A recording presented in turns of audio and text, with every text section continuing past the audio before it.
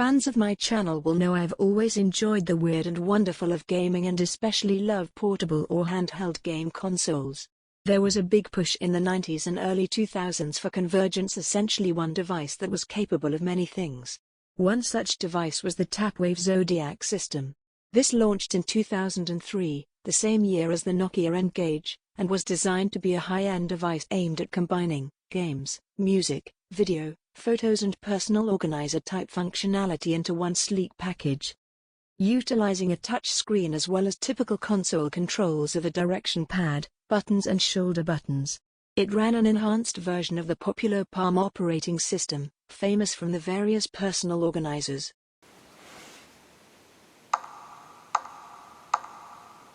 This meant it could run much of the software for these popular machines, but the enhanced hardware meant it could also run a number of games and other software specifically developed for it. The device could also be synced to the Palm desktop software, allowing you to manage your files and media, synchronize calendars and more. The device was also designed to be expandable. The nature of the machine meant it also received a chunk of homebrew and emulators. The console itself is built with quality, with a sleek metal aluminium case and a lovely leather screen protector built in which flips back out of the way. It is clear from the design and construction, as well as the basic office functionality and handwriting recognition, that this is aimed at the young professional rather than the typical gamer. It was released in two different models: the Zodiac 1, which had 32 MB of built-in storage, and the Zodiac 2, shown here, which had 128 MB built in. Both models had 10 MB of system dynamic RAM. The system ran an ARM9 processor clocked at 200 MHz as well as a ATI graphic accelerator chip. The screen is the most striking element at 3.8 inches with a resolution of 480 by 320, effectively half VGA resolution. The large screen is shown here next to an original DS console for a comparison. Stereo sound and 2 expansion slots, both SD card compatible but one also offering SDIO capabilities. The front of the machine features an analog direction pad, a power button, a home button, a function button and 4 action buttons. The back of the machine is where the stylus is stored and allows the screen protector to swing out of the way, as well as the anchor point for the lanyard or wrist strap. The left side of the machine has a stereo headphone socket at the bottom, discreetly tucked away, and the right side of the machine has nothing of note. The top of the machine, shown here with the screen protector out of the way, shows the 2 card slots as well as the 2 shoulder buttons, which are contoured to the shape of the case. The bottom of the machine has the connection socket to allow you to sync to your PC, running Windows XP of course. The system is powered by a built-in rechargeable lithium-ion battery.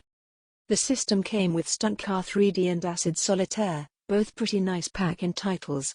There is footage of Acid Solitaire at the end of the video to show the screen off. Further games were downloadable and around 30 exclusive Zodiac titles were developed and released, with more unreleased games known to have been in development and later leaked.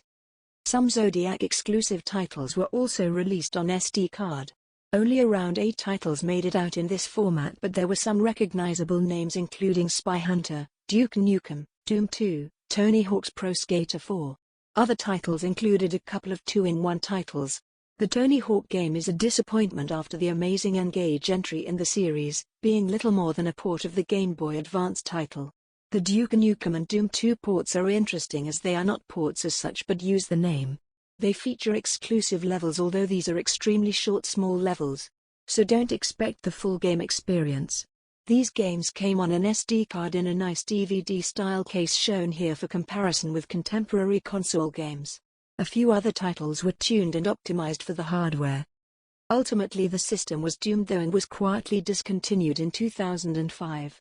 Probably a number of reasons. Mobile phones were becoming more and more capable. The PSP from Sony and the DS from Nintendo launched in 2005, bringing dedicated handheld gaming and the backing of the biggest and best developers, and also a bit of an identity crisis. The machine was aimed at young professionals rather than gamers, with its built-in word processor, memo, calendar and other productivity software. In addition, the software was a little finicky, with conversion using the included Kinoma software was frustrating. I picked mine up in 2005 when they were being heavily discounted, having coveted one since a colleague had bought one a year before at full price. I used it for a while, enjoying the games I had but also spending way longer than is worth while converting not only Back to the Future from video CD to run on it but also the Star Wars Holiday Special. Another favorite was the Kylie Minogue Agent Provocateur advert. More for the novelty than any intention to sit and watch. Good times.